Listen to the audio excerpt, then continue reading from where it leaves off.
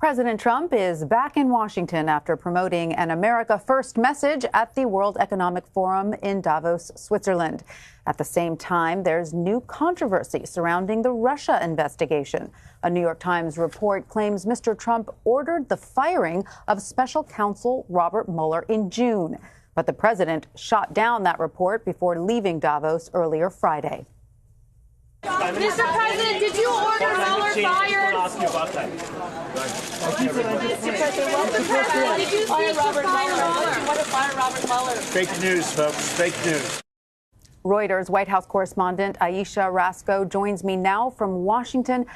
Ayesha, how has the White House responded to this latest report out of the Mueller investigation?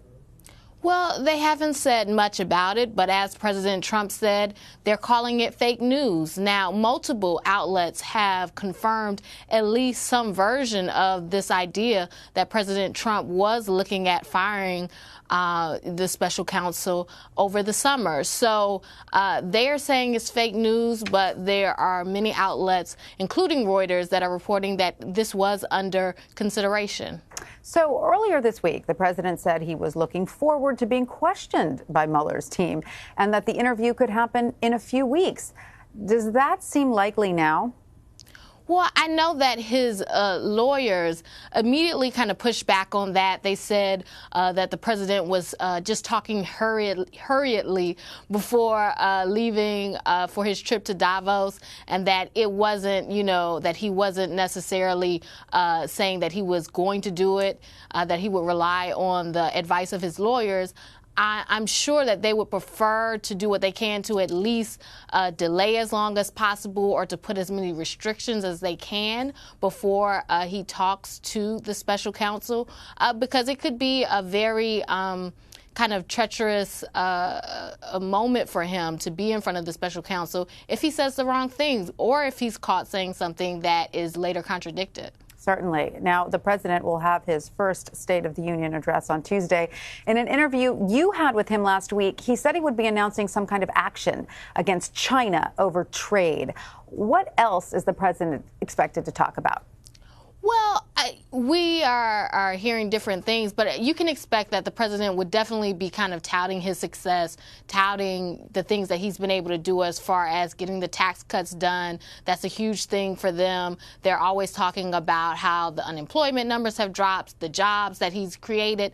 I think that he's going to be trying to look forward to say, this is what we've done, this is what we've accomplished so far, and then these are the things that we're going to try to do going forward, whether it's on, different issues that he's talked about in the past, whether it's national security and other things like that.